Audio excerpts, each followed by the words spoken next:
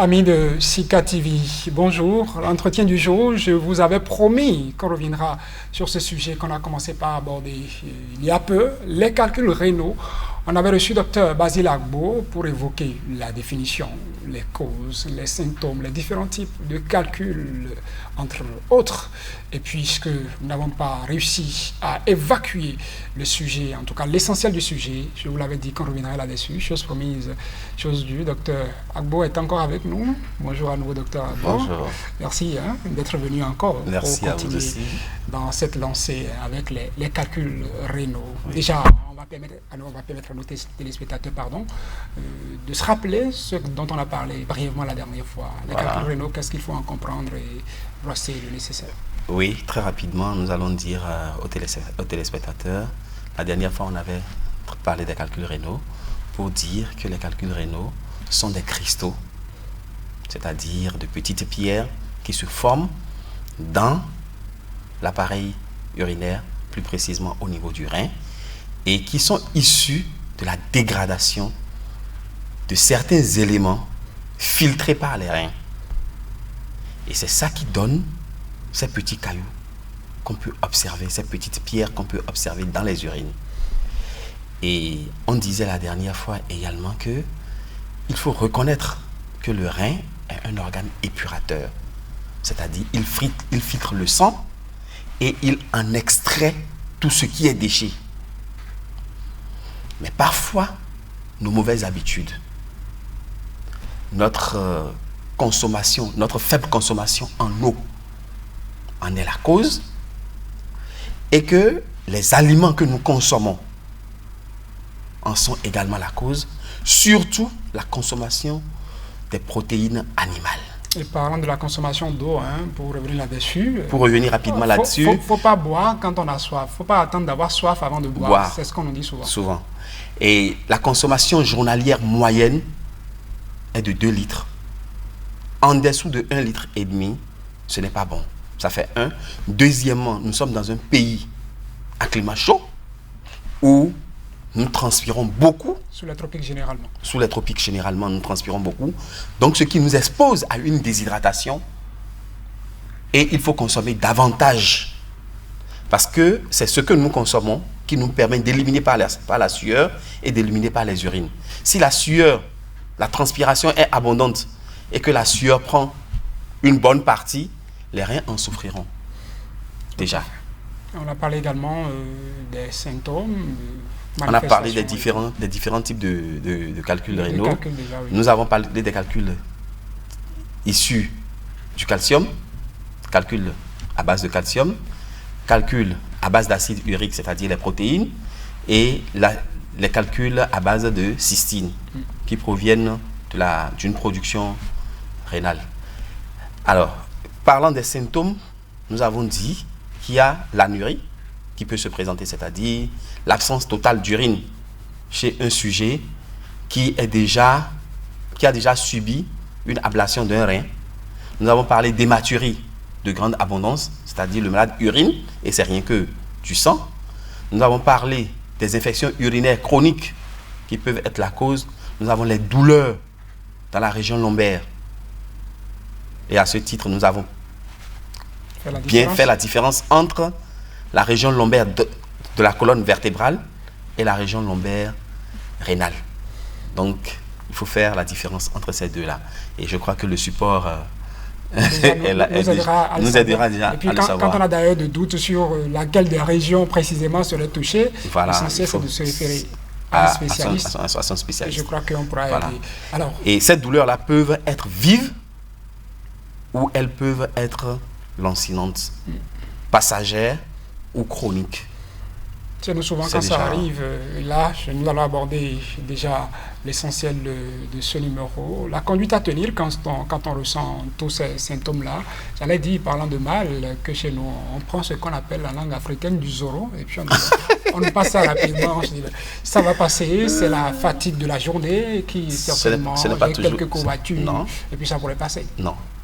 Et il faut dire que tout le monde est sujet à des calculs rénaux. Parfois, c'est une maladie asymptomatique chez certaines personnes. C'est-à-dire ça ne présente pas de Ça ne symptômes. présente pas de Et symptômes. pourtant, on en souffre. Et pourtant, on en souffre. Mais chez d'autres, ça présente des symptômes et parfois gravissimes.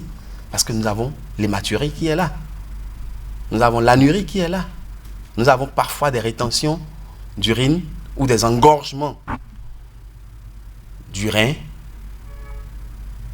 Et tout ça peut entraîner des complications chez le malade.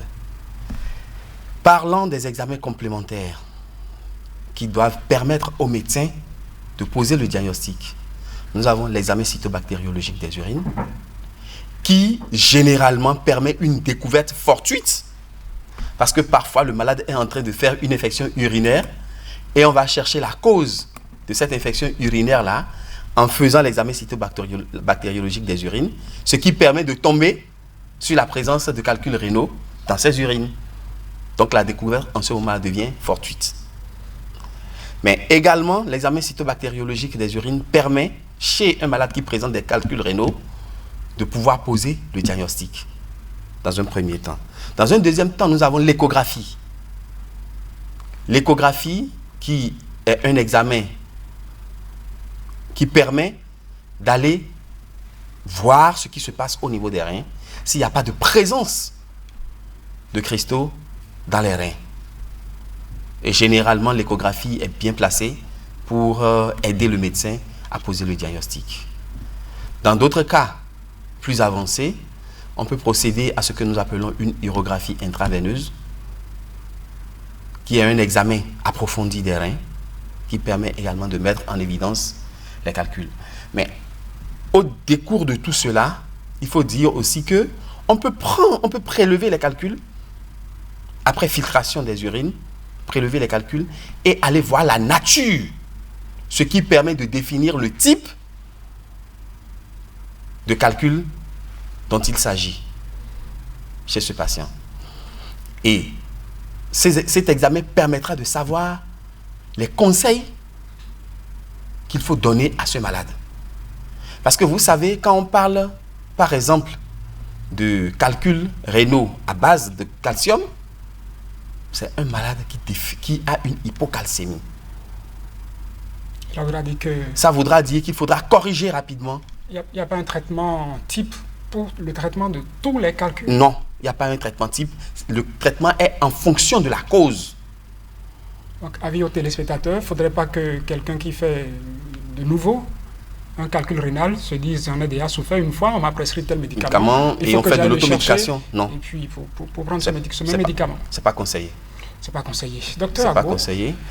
Et par ailleurs, je voudrais attirer l'attention des téléspectateurs sur le fait que parfois, nous voulons consommer de l'eau potable. Nous voulons consommer une eau de bonne qualité et nous allons chercher les eaux minérales. Et dans ces eaux minérales-là, parfois, il y a une surabondance de sels minéraux qui entraîne la formation des calculs rénaux chez certains patients qui sont déjà prédisposés. Ce n'est pas de la mauvaise publicité pour les eaux minérales que nous avons. Non, mais il faudrait que les téléspectateurs sachent. Vous avez dit la moyenne de quantité d'eau à boire par jour, c'est 2 litres. C'est 2 litres, oui. Est-ce que boire, par exemple, 2 litres d'eau minérale par jour constitue un danger? Ça dépend de la teneur de cette eau en sels minéraux. Comment évaluer cette teneur d'une eau minérale? Quand vous prenez les eaux minérales dans le commerce, vous avez normalement sur les étiquettes les quantités en sels minéraux. C'est très important. Et que la quantité à ne pas dépasser, parce que j'ai lu sur une étiquette, j'ai un chiffre, je ne sais pas toujours si c'est... Ça varie d'une eau minérale à une autre. Et l'essentiel, c'est de savoir prendre les eaux en faible teneur en éléments minéraux. Parce que si vous avez l'habitude de prendre les eaux minérales du moins, il faut essayer de prendre une eau minérale, il faut s'adapter à une eau minérale qui a une faible teneur en sels minéraux. À moins que vous ayez un déficit en éléments minéraux et que votre médecin vous conseille de prendre une eau minérale spécifique, et c'est pour un temps donné. C'est très important. Nous sommes déjà à environ 3 minutes de la fin de cet autre numéro, docteur. Oui, ça passe vite. Les traitements, comment ça peut se passer? Voilà. Les calculs. Aujourd'hui, la médecine conventionnelle peut aller d'un simple traitement, c'est-à-dire une simple réhydratation, peut permettre de corriger les calculs rénaux. Une bonne réhydratation peut permettre de corriger les calculs rénaux. Mais également, il y a des médications qui sont données. Mais chez certains patients, il y a des calculs qui sont de grande taille. Et en ce moment-là, parfois, on est obligé d'aller faire une intervention. Intervention chirurgicale. Intervention chirurgicale.